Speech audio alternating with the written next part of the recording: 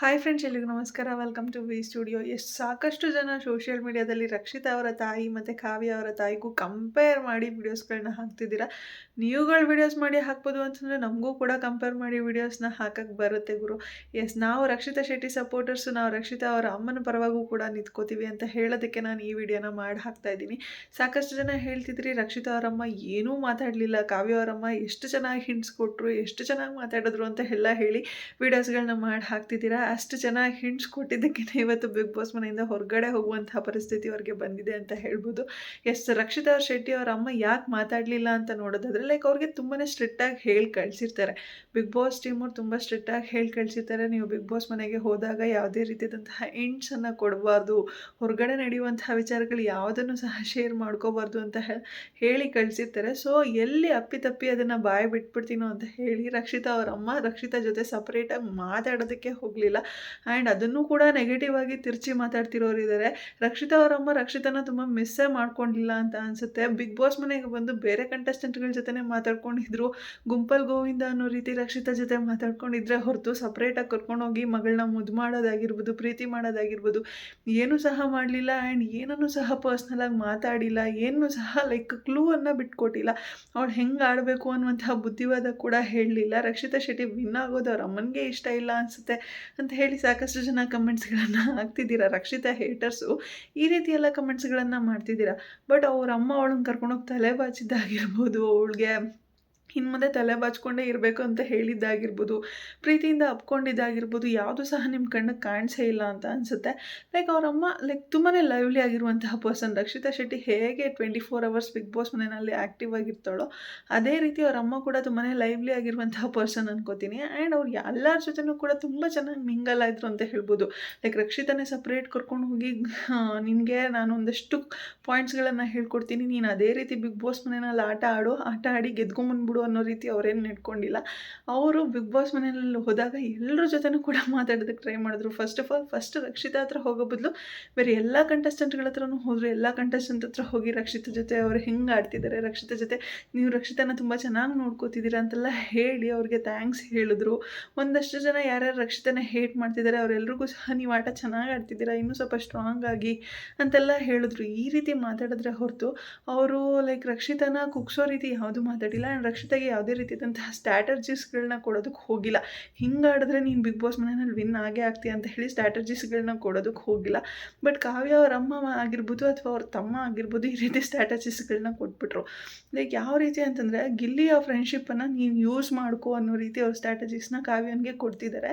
Social media handle ಮಾಡ್ತಿರೋದು ಕಾವ್ಯ ಅವರ social media handle ಮಾಡ್ತಿರೋದು ಅವ್ರ ತಮ್ಮನೇ ಆಗಿದ್ದಾರೆ. ಸೊ ಎಲ್ಲ ಸಹ ಗೊತ್ತಿರುತ್ತೆ ಕಾವ್ಯ ಅವ್ರ ಬಗ್ಗೆ ಏನೇನು ನೆಗೆಟಿವ್ ಆಗ್ತಿದೆ, ಏನೇನು ಪಾಸಿಟಿವ್ ಆಗ್ತಿದೆ ಎಲ್ಲ ಸಹ ಅವ್ರ ತಮ್ಮನಿಗೆ ಪೆನ್ ಟು ಪೆನ್ ಗೊತ್ತಿರುತ್ತೆ. ಸೊ ಅದರಿಂದ ಗಿಲ್ಲಿ ಅವರ ಫ್ರೆಂಡ್ಶಿಪ್ ಎಷ್ಟು ಪಾಸಿಟಿವ್ ಆಗಿತ್ತು ಕಾವ್ಯ ಅವ್ರಿಗೆ ಅನ್ನೋದನ್ನು ಸಹ ಅವ್ರು ಅಬ್ಸರ್ವ್ ಮಾಡಿರ್ತಾರೆ. ಸೊ ಅದಕ್ಕೋಸ್ಕರನೇ ಕಾವ್ಯನ ಹತ್ರ ಬಂದು ಕಾವ್ಯನಿಗೆ ಪ್ರಶ್ನೆ ಮಾಡ್ತಿದ್ದಾರೆ, ಗಿಲ್ಲಿನ ಯಾಕೆ ನಾಮಿನೇಟ್ ಮಾಡಿದೆ ನೀನು, ಗಿಲ್ಲಿನ ಯಾಕೆ ನೆಗ್ಲೆಕ್ಟ್ ಮಾಡ್ತಿದ್ಯಾ ನೀನು ಅಂತ ಹೇಳಿ ಕಾವ್ಯನಿಗೆ ಪ್ರಶ್ನೆ ಮಾಡ್ತಿದ್ದಾರೆ. ಆ್ಯಂಡ್ ಅವ್ರ ಅಮ್ಮ ಕೂಡ ಅದನ್ನೇ ಹೇಳ್ತಿದ್ದಾರೆ, ಗಿಲ್ಲಿನ ಯಾಕೆ ಅಷ್ಟೊಂದು ಗೋಳಿಕೊಂತೀಯ, ಗಿಲ್ಲಿ ಜೊತೆ ಇರು, ಅವ್ನ ಪರವಾಗಿ ನಿಂತ್ಕೊ ಅಂತ ಹೇಳ್ತಿದ್ದಾರೆ. ಆ್ಯಕ್ಚುಲಾಗಿ ಹೇಳಬೇಕು ಅಂತಂದರೆ ಕಾವ್ಯನೇ ಗಿಲ್ಲಿ ಪರವಾಗಿ ಯಾವಾಗಲೂ ನಿಂತಿದ್ದು. ಗಿಲ್ಲಿ ಏನಾದರೂ ಒಂದು ಸ್ವಲ್ಪ ಡೌನ್ ಫೀಲ್ ಆದ ಅಂತಂದರೆ ಅಥವಾ ಯಾರಾದರೂ ಬಂದು ಗಿಲ್ಲಿ ನೆಗೆಟಿವ್ ಆಗೋ ರೀತಿ ಏನಾದರೂ ಒಂದು ಸ್ಟ್ಯಾಂಡನ್ನು ತೊಗೊಂಡು ಅಂದರೆ ಅಲ್ಲಿ ಗಿಲ್ಲಿ ಪರ ಪಾಸಿಟಿವ್ ಆಗಿ ಸ್ಟ್ಯಾಂಡ್ ತೊಗೊಳ್ತಿದ್ದು ಅಂತಂದರೆ ಅದು ಕಾವ್ಯ ಅಂತ ಹೇಳ್ಬೋದು.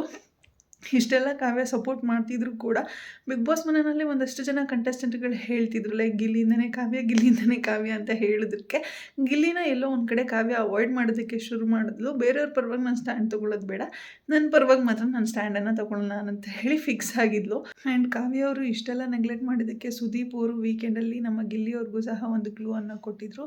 ಯಾರಿಗಾದ್ರೂ ನಿಮ್ಮ ಒಂದು ಫ್ರೆಂಡ್ಶಿಪ್ಪಿಂದ ಸ್ವಲ್ಪ ಹರ್ಟ್ ಆಗ್ತಿದೆ ಅಂತ ಅನಿಸಿದಾಗ ಏನು ಮಾಡಬೇಕು ಅಂತ ಕೇಳಿದರು. ತೊಂದರೆ ಆಗ್ತಿದೆ ಅಂತಂದಾಗ ಏನು ಮಾಡಬೇಕು ಗಿಲ್ಲಿ ಅಂತ ಕೇಳಿದ್ರು.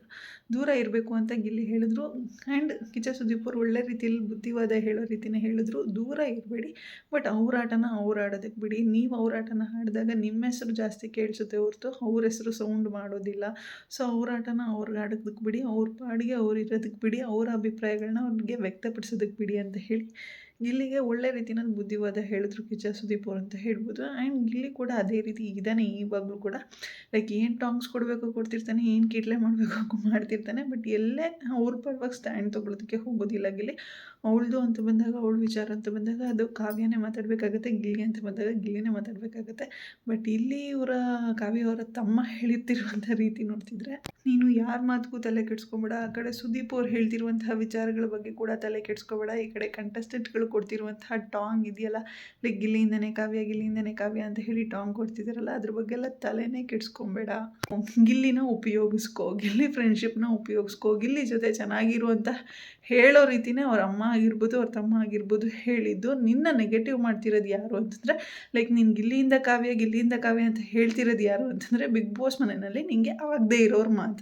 ರಾಶಿಕಾ ಅವರಾಗಿರ್ಬೋದು, ರಕ್ಷಿತಾ ಅವರಾಗಿರ್ಬೋದು, ಅಥವಾ ಬೇರೆ ಯಾರೇ ಕಂಟೆಸ್ಟೆಂಟ್ಗಳ ಆ ವರ್ಡ್ಸ್ನ ಯೂಸ್ ಮಾಡ್ತಿದ್ರು, ರಿಷಾ ಅವರೇ ಹೇಳ್ತಿದ್ರು. ಸೊ ಯಾರೇ ಅದನ್ನೆಲ್ಲ ಯೂಸ್ ಮಾಡ್ತಿದ್ರು ಸಹ ಅವ್ರು ಎಲ್ರಿಗೂ ಸಹ ಕಾವ್ಯ ಕಂಡ್ರೆ ಆಗ್ತಿರ್ಲಿಲ್ಲ. ಕಾವ್ಯನಿಗೆ ಕಾಂಪಿಟೇಟರ್ಸ್ ಆಗಿದ್ದರೆ ಹೊರತು ಅವರು ಲೈಕ್ ಕಾವ್ಯನಿಗೆ ಯಾರು ಕೂಡ ಫ್ರೆಂಡ್ಸ್ ಅನ್ನೋ ರೀತಿ ಅವ್ರು ನೋಡ್ತಿರ್ಲಿಲ್ಲ. ಸೊ ನಿಂಗೆ ಯಾರ್ಯಾರು ಆಗ್ತಿರ್ಲಿಲ್ವೋ ಅವ್ರು ಮಾತ್ರ ಹೇಳ್ತಿದ್ದಿದ್ದು. ಸೊ ಅವರ ಪಾಯಿಂಟ್ಸ್ನೆಲ್ಲ ನೀನು ತಲೆಗೆ ಹಾಕ್ಕೊಂಡು ಯಾಕೆ ಗಿಲ್ಲಿನ ನಾಮಿನೇಟ್ ಮಾಡಿದೆ, ಯಾಕೆ ಗಿಲ್ಲಿ ಫ್ರೆಂಡ್ಶಿಪ್ನ ನೆಗ್ಲೆಕ್ಟ್ ಮಾಡ್ತಿದ್ಯಾ ಅಂತ ಹೇಳ್ತಿದ್ದಾರೆ. ಲೈಕ್ ಇವ್ರು ಹೇಳ್ತಿರುವಂತಹ ಕ್ಲೂಸ್ ಆಗಿರ್ಬೋದು, ಇವ್ರು ಕೊಡ್ತಿರುವಂತಹ ಹಿಂಟ್ಸ್ ಆಗಿರ್ಬೋದು, ಯಾವ ರೀತಿ ಕಾಣಿಸ್ತಿದೆ ಅಂತಂದರೆ, ಲೈಕ್ ಗಿಲ್ಲಿ ಫ್ರೆಂಡ್ಶಿಪ್ನ ಯೂಸ್ ಮಾಡ್ಕೋ, ಬಿಗ್ ಬಾಸ್ ಮನೆಯಲ್ಲಿ ಗಿಲ್ಲಿ ಫ್ರೆಂಡ್ಶಿಪ್ನ ನೀನು ಯೂಸ್ ಮಾಡಿಕೊಂಡ್ರೆ ಬಿಗ್ ಬಾಸನ್ನು ಫಿನಾಲೆ ತಲುಪೋದಕ್ಕೆ ತುಂಬಾ ಈಸಿ ಆಗುತ್ತೆ. ಸೊ ನೀನು ಗಿಲ್ಲಿ ಮುಖಾಂತರ ಫಿನಾಲೆಗೆ ತುಂಬ ಈಸಿಯಾಗಿ ಹೋಗ್ಬೋದು ಅನ್ನೋ ರೀತಿ ಇವರು ಹೇಳ್ತಿದ್ದಾರೆ.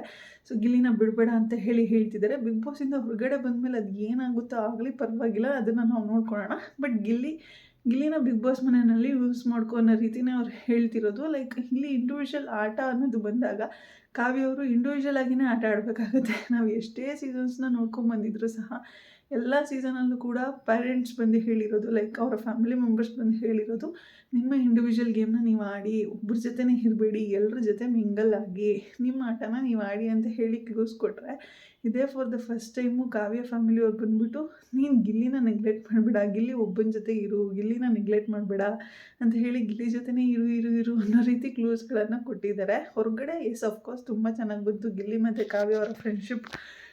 ಇದು ವೀಡಿಯೋಸ್ ಎಲ್ಲ ತುಂಬ ಚೆನ್ನಾಗಿ ಕ್ಲಿಕ್ ಆಗ್ತಿತ್ತು. ಸೊ ಅದಕ್ಕೋಸ್ಕರ ಇವರು ಗಿಲ್ಲಿಯಿಂದ ತುಂಬಾ ಪಾಸಿಟಿವಿಟಿ ಬರ್ತಿದೆ ಕಾವ್ಯಗೆ ಅನ್ನುವಂಥ ಒಂದೇ ಒಂದು ಕಾರಣಕ್ಕೋಸ್ಕರ ಗಿಲ್ಲಿನ ಯೂಸ್ ಮಾಡ್ಕೊ ಅನ್ನೋ ರೀತಿ ಹೇಳ್ತಿದ್ದಾರೆ.